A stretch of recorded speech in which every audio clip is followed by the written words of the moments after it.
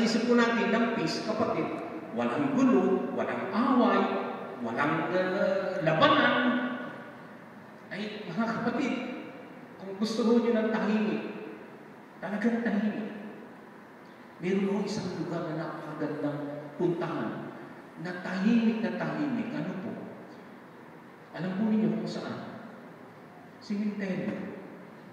At kung gusto na rin yung matahimik na walang away, mamatay na kayo. Mamatay tayo. Yun lang ang paraan para sabihin natin, tahimik. Pero ito ba yung kapayapaan na sinasabi po dito, yung ironite? Hindi po eh.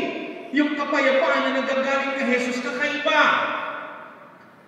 Yung ironite na sinasabi ni Jesus, yung ironite na dumating sa kapaskuhan, ang kahulugan po ay ganito. Una, calmness, tranquility.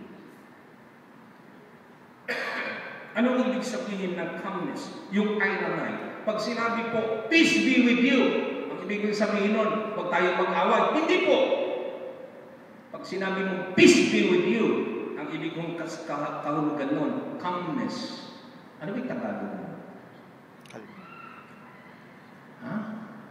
Kapanatagan? Kapanatagan mo ba yun? Calm. Tahimik. Kaya sabi nila, pag tahimik daw ang paligid, walang masyadong babae na naroon.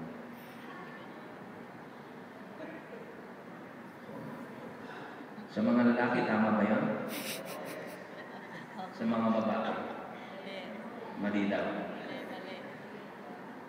Ano ibig sabihin nun? Ng ironite, calmness. That's the first, mga kapatid. Alam niyo, ang ibig sabihin ng calmness is, even there are disturbances, there is stability. Halimbawa, kahit na nag-aaway ang magkabilang paligid, but because you have that peace coming from Jesus,